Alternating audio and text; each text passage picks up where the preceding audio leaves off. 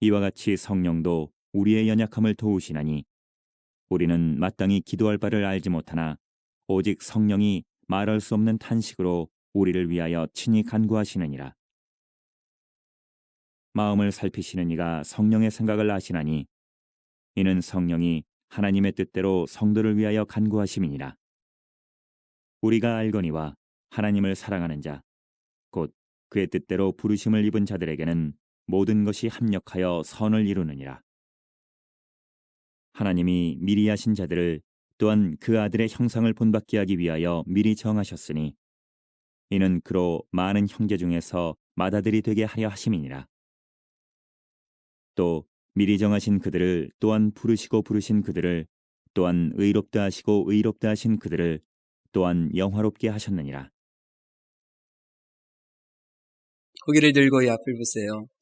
아시다시피 제 여식이 이제 올해 5살입니다. 근데 2년 동안 저의 여식과 나눴던 대화 중에 하나가 보이지 않는 하나님을 어떻게 믿어요? 라는 질문이었습니다. 그래서 2년 동안 우리는 그 신론에 대하여 5살 아이와 대화를 많이 나눴습니다. 근데 가만히 생각해 보니까 이 아이가 이제 얼마 지나지 않아서 이 신론이 인간론으로 주제를 바꿔서 나한테 질문을 던질 것 같아요. 어떻게 살아야 하죠? 이 세상을? 그 생각을 하니까 식은땀이 흘러요. 어떻게 살아야 되죠? 참 오래전에 던졌던 질문이었어요. 많은 사람들은 이런 질문에 답하지 않고 그냥 살죠. 그냥 삽니다. 저는 나름대로 그 질문을 답을 찾으려고 이제 노력은 했었어요. 그런데 내 여식이 어떻게 살아야 하죠? 질문을 던졌을 때 내가 뭐라고 대답해야 할까 생각해 보니 하나님께서 들려주시는 답이 있겠다 생각이 들었어요. 내가 어떻게 살아야 하나 생각하고 그렇게 사는 인생이 아니라 하나님께서 내게 원하시는 삶이 있지 않을까? 그것을 이 아이에게 들려줘야 되겠다. 그런 생각을 해봤어요. 여러분 아시다시피 요즘 로봇 시대가 이제 성큼 다가왔잖아요.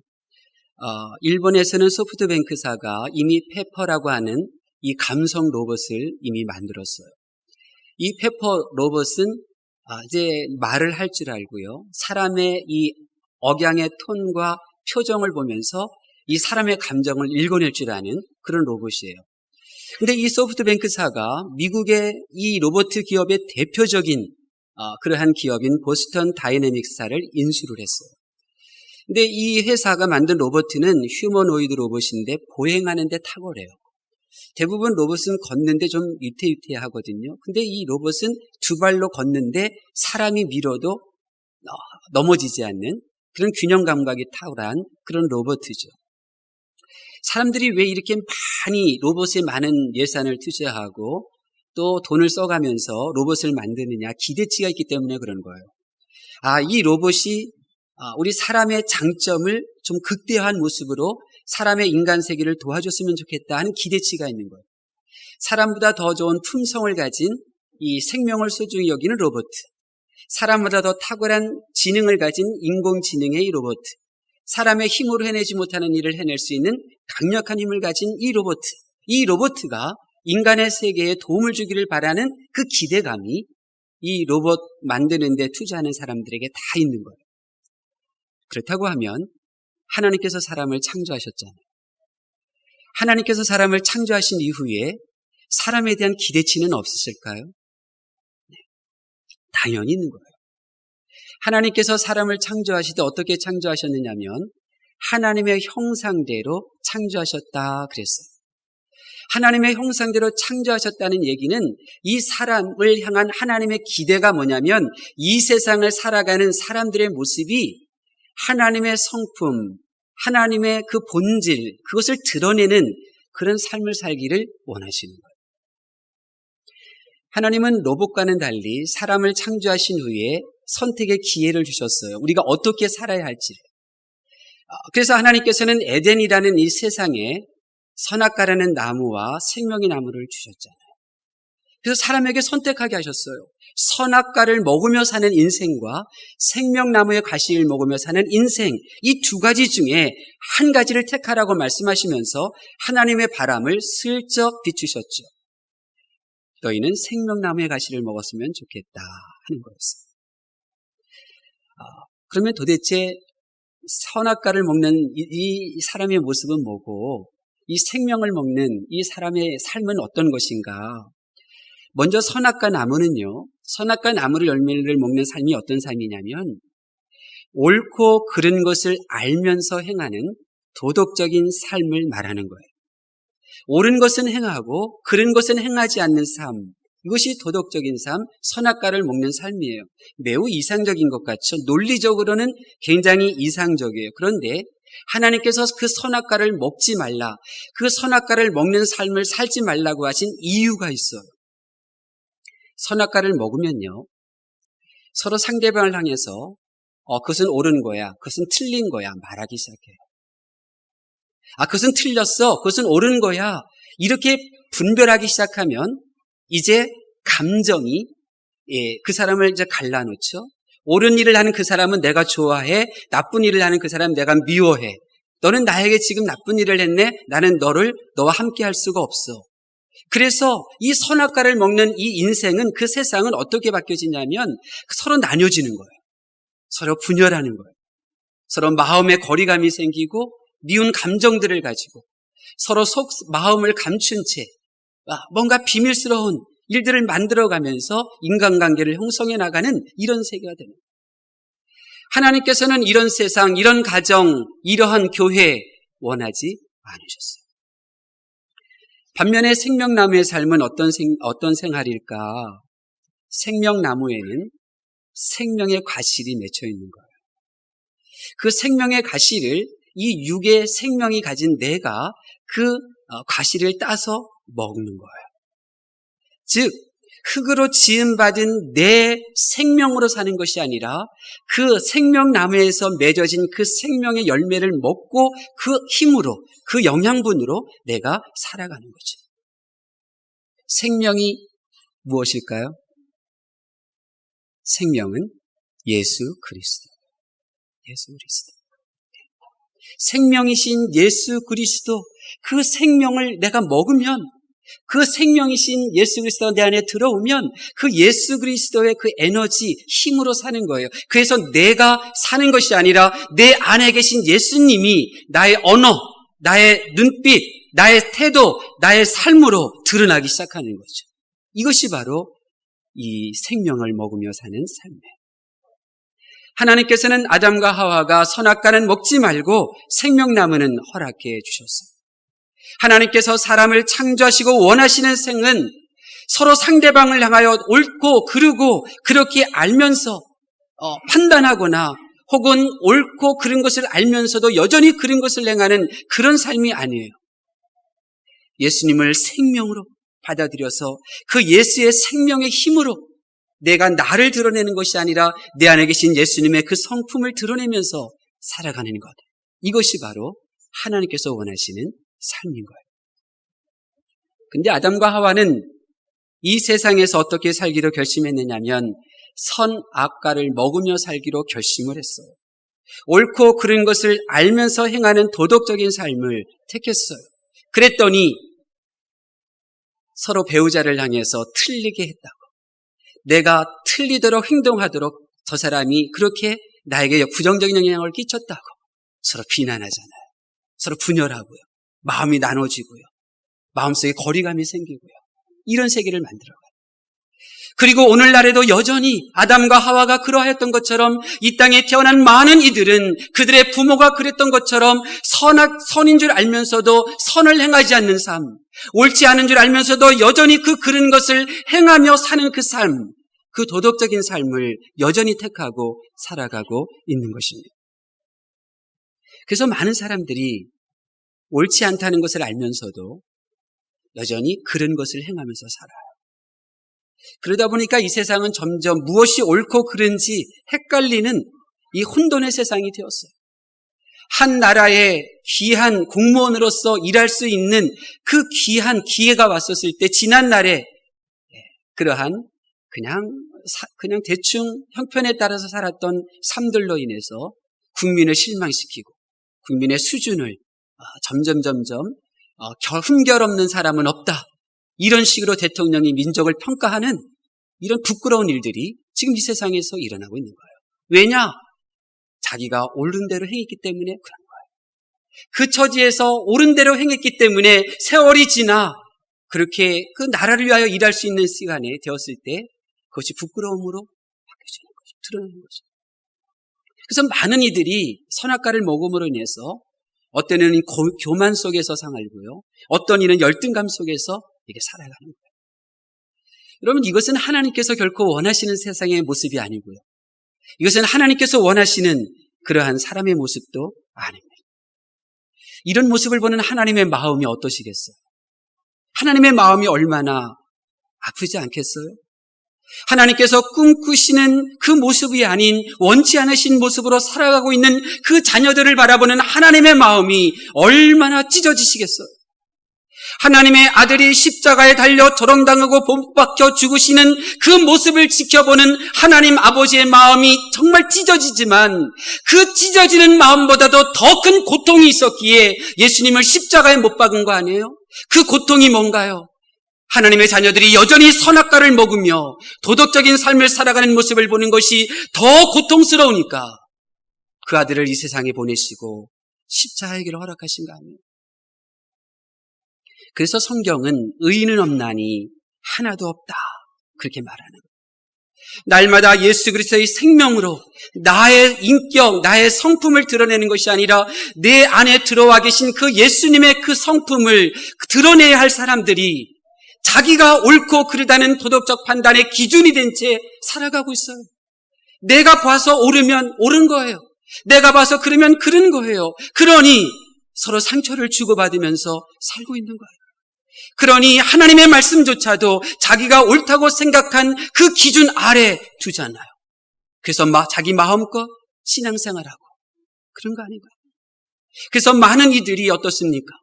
자기가 옳다고 하는 그 기준이 되었으니 하나님이 틀리다고 말하며 신앙생활해요. 그리고 더 많은 사람들은 자기가 옳으니 하나님이 없다고까지 말하면서 살고 있는 거 아닙니까?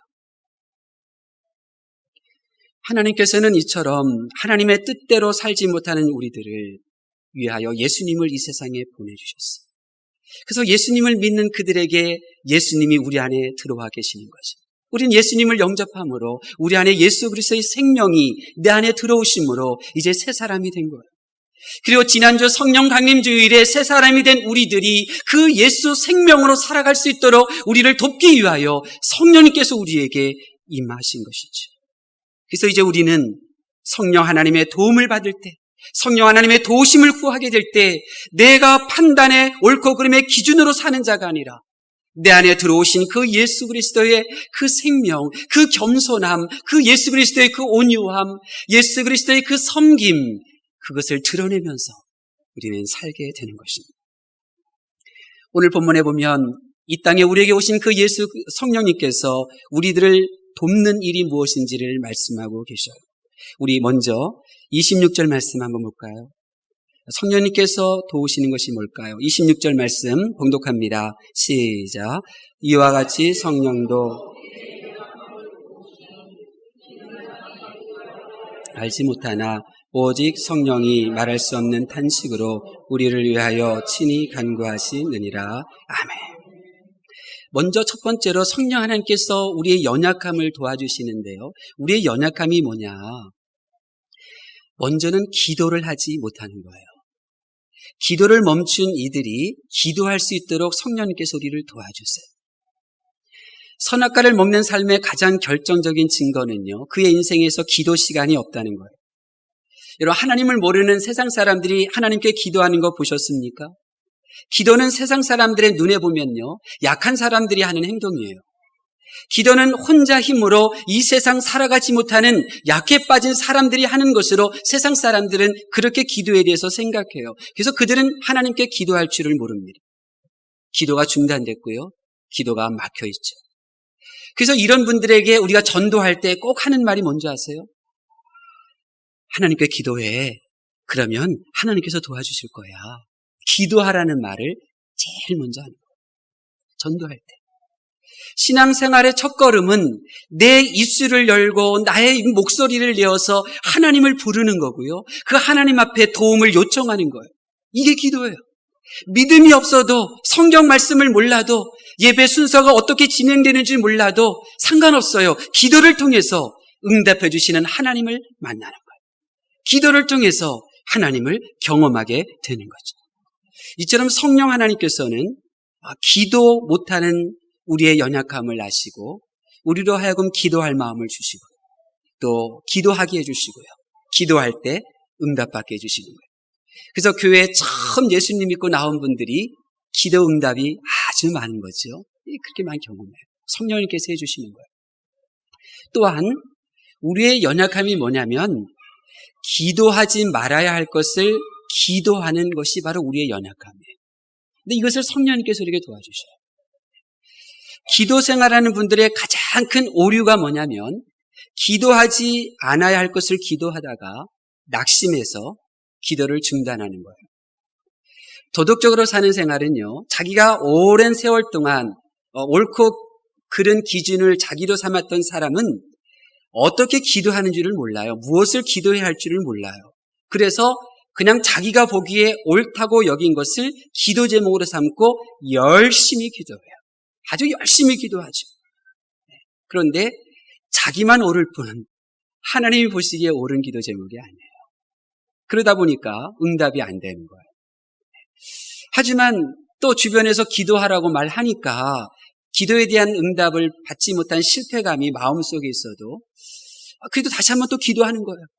자기가 옳다고 여긴 것을 또 기도 제목으로 삼고 아주 열심히 기도하죠. 그런데 또 응답이 되지를 않아요. 그럼 그 마음속에 이런 생각이 들어요.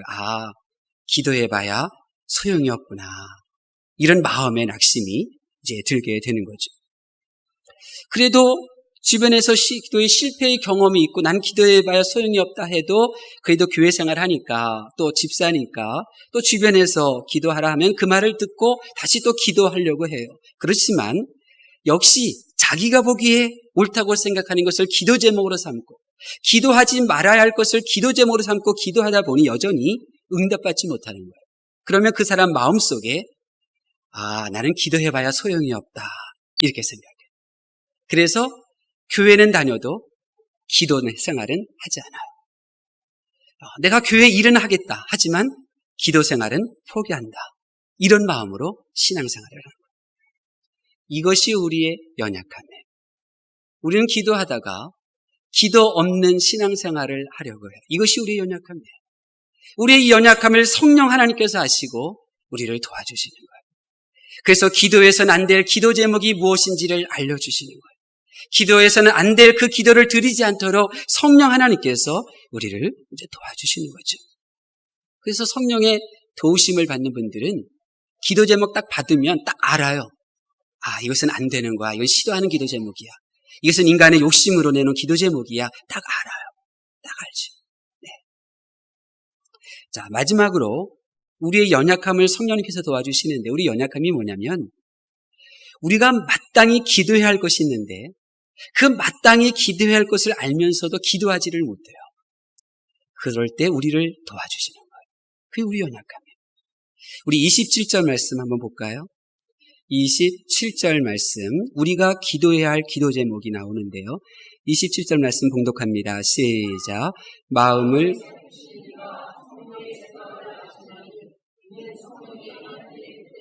성도를 위하여 간구하심이니라. 아멘. 여기 보니까 성령 하나님께서 기도하시는 그 방법이 나오네요. 성령 하나님께서 어떻게 기도하시나요? 아버지 하나님의 뜻이에요. 하나님의 뜻대로. 이것이 우리가 기도해야 될 기도 제목. 저는 매일 새벽마다 반드시 빼놓지 않고 기도하는 것이 이거예요. 하나님의 뜻이 이루어지기를 바랍니다. 하나님의 뜻이 우리 교회에, 하나님의 뜻이 나의 인생 가운데, 하나님의 뜻이 우리 성도들의 가정에, 하나님의 뜻이 우리 구역 또 선교의 모임 가운데 하나님의 뜻이 이루어지기를 빼놓지 않고 기도해요. 어떤 때는 이 하나님의 뜻이 이루어지기만을 그렇게 한 가지 기도 제목을 놓고 계속 기도할 때가 있어요. 우리는 하나님의 뜻이 이루어지기를 기도해야 돼요. 하나님의 뜻이 뭡니까? 나를 통하여 하나님이 드러나는 거예요. 내가 하는 말, 행동, 사는 모습을 통하여 예수님은 저런 분이네. 하나님은 저런 분이구나. 이것이 바로 우리를 향한 하나님의 뜻이에요. 내가 이 세상 살면서 내가 살아가는 모습을 통하여 나의 자녀들이, 나의 배우자가, 나의 아는 지인들이, 교회 성도들이 목사님을 통해서, 저 집사님을 통해서 예수님은 저런 분일 거야. 그렇게 생각하는 사람들이 하나씩 둘씩 많아지는 것. 그것이 하나님의 뜻이에요. 그것이 우리가 기도해야 될 마땅한 기도 제목인 것입니다. 근데 우리는 이 해야 할 기도를 매일 드리지를 않아요. 기도하지 않으면 하나님을 믿으나 내가 사는 옛사람으로 살 수밖에 없어요. 하나님을 믿으나 나 안에 계신 예수님이 드러내는 것이 아니라 여전히 나의 성향만 드러내는 그 신앙인으로 멈출 수밖에 없어요. 그러면 나를 통하여 내 안에 계신 예수님의 그 온유하심과 예수님의 그 겸손하심과 섬기시는 그 성품들을 결코 주변 사람들이 알 수가 없는 거예요. 우리가 왜 새벽잠을 깨우며 기도합니까? 우리가 왜 금요 신야 기도회에서 우리가 기도합니까? 질병이 고침받기 위해서요? 직업을 위해서요? 당연히 위해서 기도해야죠. 우리가 그들을 사랑하니까. 당연히 그들을 사랑하니 그들의 연약함을 위해서 우리가 기도해야죠. 그러나 그 기도는 빼놓을 망정 반드시 쉬지 않고 기도해야 할 제목은 내가 나를 드러내는 삶이 아니라 내 안에 계신 예수님이 드러나는 삶을 살아서 나를 통하여 하나님 아버지의 뜻이 이루어드리는 그 삶이 될 수 있도록 우리가 기도해야 하는 것입니다. 나도 모르게 내 생각이 드러나요. 나도 모르게 내 감정, 내 자아가 드러날 때가 있어요. 그렇기 때문에 성령님께서는 쉬지 말고 깨어 기도하라고 말씀하시는 거예요. 이런 분들은 하나님의 뜻을 이루어드리는 기도를 드리기 때문에 기도에 실패하지를 않아요. 기도 가운데 하나님과 깊은 사귐이 있죠. 하나님이 살아계시고 하나님의 그 풍성함 안에서 행복한 기도 시간을 가질 수가 있는 거예요. 자, 그러면 이것이 우리의 연약함인데요. 자, 여기서요. 이런 우리들을 도우시는 이 성령님의 모습을 한번 보셨으면 좋겠어요. 우리의 이 연약함을 도우시는 성령님께서 우리를 어떻게 돕고 계시는가 26절에 나와요. 우리를 도우시는 성령님의 모습을 보겠습니다. 26절 말씀 시작. 이와 같이 성령도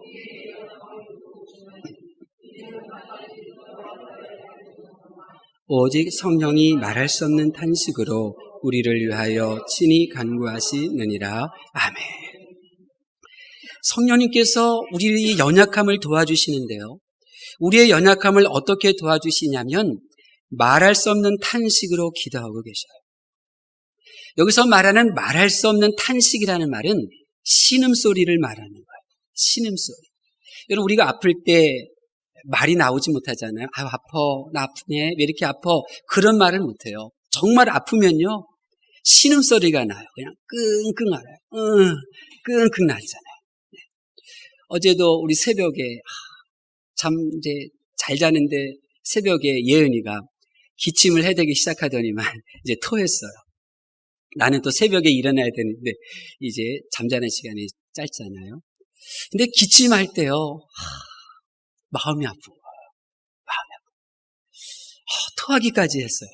그래서 너무 마음이 아픈 거예요. 그래서 이 아이 감기가 이제 나한테 왔으면 좋겠다. 그런 생각, 그런 마음으로 또 기도도 했어요. 성령님의 마음이 이런 마음인 것 같아요. 제게 감기가 왔어요. 머리가 엄청 아파요. 목도 막 칼칼하고, 코도 막 이제 감기 초기 증상이 막 느껴져요. 근데 다행히 예은이 이제 열이 이제 확 내려갔어요. 이제 아프지 않아요. 이게 성령님이에요. 끙끙 앓으시는 이 성령님, 나를 돕기 위해서. 이것이 바로 부모의 마음이고요. 이것이 바로 성령 하나님의 마음. 기도하지 않던 내가 기도하려는 마음을 품도록 성령님께서 얼마나 애달게 도우셨으면 성령님이 끙끙 앓으시겠어요.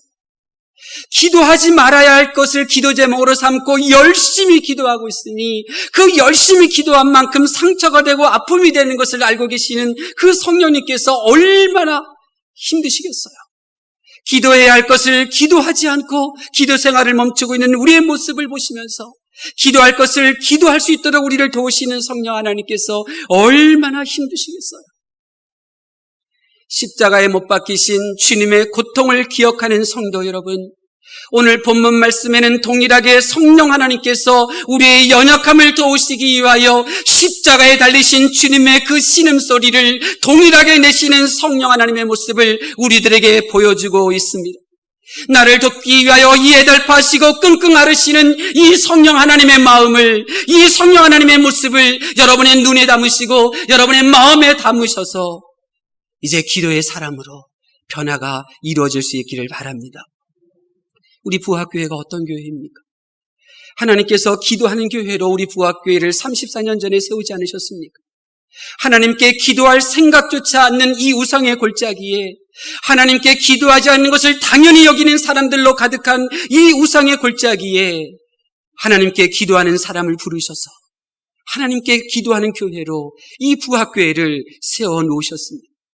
우리 부학교회에 기도하는 소리가 어떻습니까? 기도하는 사람들은 또 얼마나 됩니까? 기도하는 성도들이 줄어드는 이 세대 속에서 기도하는 사람들이 되도록 우리 부학교회를 만드셨고, 기도해서는 안 될 기도 제목을 가지고 기도하는 이 풍조 속에서 기도를 멈추지 않는 성도가 되도록 우리를 이전으로 불러주셨는데, 과연 우리는 이 하나님의 뜻 앞에 어떤 삶을 살고 있느냐는 말입니다. 저는 믿습니다. 하나님께서는 기도해야 할 것을 기도하는 성도 삼으시려고 만세전에 택하시고 구별하신 여러분을 이전으로 이끌어 주셨으니, 여러분이 보기에 옳은 행동으로 기도 생활을 멈추지 마시고 이제 이전에서 우리를 돕기 위하여 애달파하시고 힘들어하시는 그 성령 하나님의 탄식의 소리를 들으시고 기도의 용사로 거듭나실 수 있기를 바랍니다. 하나님의 말씀을 경청하는 성도 여러분, 여러분은 기도 생활을 하고 계십니까? 기도하지 않는 성도가 과연 하나님을 믿는다고, 하나님을 사랑한다고 말할 수 있습니까? 기도에 대하여 바울 사도는 이렇게 고백했습니다. 쉬지 말고 기도하십시오. 이것은 여러분을 향한 하나님 아버지의 뜻입니다. 과연 기도하지 않고 쉬지 말고 기도하라 하신 하나님의 뜻을 거역하면서 하나님을 믿는다고, 하나님을 사랑한다고, 하나님을 위하여 내가 일하겠다고 말할 수 있겠습니까? 모든 신앙의 위기의 근본은 기도가 멈추었기 때문입니다. 기도의 시간이 줄어들고 있기 때문이고, 기도해야 할 것이 무엇인지, 기도하지 않아야 할 것이 무엇인지도 구별하지 못하기 때문에 모든 인생의 위기가 다가오고 있는 것입니다. 기도 시간이 내게 없습니다. 기도 시간이 내가 너무나 적습니다. 그래서 우리는 하나님께서 우리에게 주신 예수 그리스도의 생명력으로 사는 것이 아니라 여전히 내 모습, 학습되어진 나, 세상이 평가하는 나, 그냥 내가 옳다고 여기는 바대로 나를 드러내며 살 뿐입니다. 오랫동안 신앙생활에도 내가 있을 뿐, 내 안에 계신 예수 그리스도의 생명과 예수 그리스도의 성품은 사람들이 볼 수가 없는 것입니다. 생명력의 힘은 어떤 척박한 환경이나 궁핍함이나 어려움도 견디게 하고 이겨나가게 하고 항상 감사함과 기쁨이 넘치는 것인데, 내 안에 계신 예수 그리스도의 생명, 그 생명을 드러내며 살지를 못하니 항상 기뻐할 수도 없고 범사에 감사할 수도 없는, 세상이 보기에 교회 다니는 거나 교회 다니지 않는 거나 별반 다름없는, 그냥 이 세상의 육체적이고 돈과 건강과 명예로 즐거워하고 기뻐하는 그런 세상 사람과 다름없는 그런 신앙인으로 보여지고 있는 것입니다. 내게 있는 생명은 육체에서 오는 생명이 아닙니다. 성도의 생명은 오직 예수 그리스도이십니다. 여러분, 생명이신 예수 그리스도는 세상에 계실 때 어떻게 생활하셨습니까? 기도 시간을 빼앗기지 않으셨습니다. 하루의 시작도 기도로 시작하셨고, 사역 낮에 행하실 때에도 기도하셨으며, 하루를 마감하는 저녁에도 기도 시간을 주님은 가지셨던 것입니다. 그 주님께서 기도의 시간을 가지셨기에 우리는 그 예수님을 통하여 하나님을 볼 수 있고, 예수님도 나를 본 자는 하늘에 계신 아버지 하나님을 보았다고 선포하실 수 있었던 것입니다. 내가 선악의 기준이 되는 옛사람으로 살기에 우리는 기도의 필요성을 느끼지 못하고 있습니다. 이제 선악과가 아닌 생명나무 앞으로 나와 생명의 열매를 맛보실 수 있기를 바랍니다. 우리가 생명의 나무 열매를 매일매일 먹고 내 안에 계신 예수님을 드러내시려면 이렇게 하셔야 합니다. 우리 다시 한번 27절 말씀 보겠습니다. 27절 말씀 봉독합니다. 시작. 마음을 살피시는 이가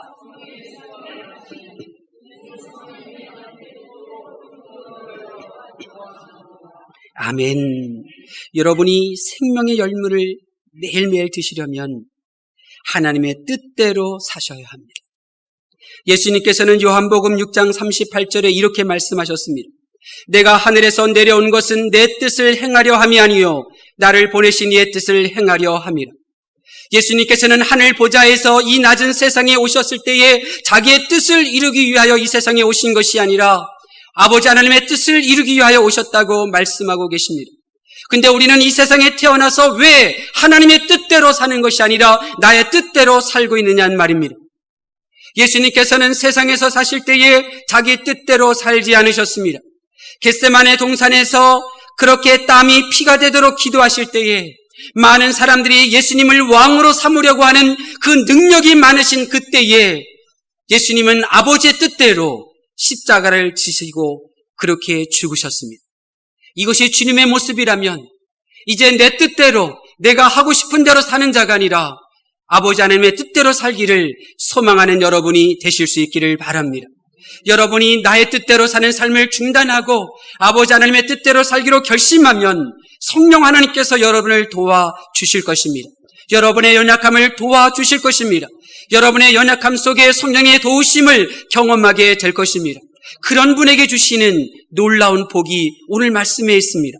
우리 28절 말씀 볼까요? 28절 말씀 보겠습니다. 시작. 우리가 알거니와 하나님을 사랑하는 자 곧 그의 뜻대로 부르심을 입은 자들에게는 아멘. 하나님의 뜻대로 이루기를 원하여 성령의 도우심을 받고 사는 자는 합력하여 선을 이루게 되는 것입니다. 배우자가 서로 합력하여 아름다운 가정, 사랑스러운 가정을 만들어갈 수 있게 됩니다. 부모와 자녀가 서로 합력할 줄 압니다. 서로 마음이 나눠지지가 않습니다. 교회의 성도들이, 사역자들이 서로 마음이 합력하여 선을 이루어가는 삶을 살게 됩니다. 얼마나 아름다운 세상입니까? 또 29절 말씀 볼까요? 29절 말씀 시작. 하나님이 미리 아신 자들을 또한 그 아들의 형상을 본받게 하기 위하여 미리 정하셨으니 이는 그로 많은 형제 중에서 맏아들이 되게 하려 하심이니라. 아멘. 나의 삶 속에 하나님의 형상을 드러내는 그 가치 있는 삶을 내가 살아가게 된다는 겁니다. 내게 가장 가치 있는 삶은 내가 나의 삶을 통하여 내 안에 계신 그 하나님을 드러내는 것보다 가치 있는 일은 없는데 내가 하나님의 뜻대로 살고자 하면 성령의 도우심으로 저분을 보니까 내가 하나님을 보는 것 같아. 저 집사님을 보니 내가 예수님을 만난 것 같아. 이렇게 고백하는 이들이 많아지게 되는 거예요. 이게 복 아니겠어요?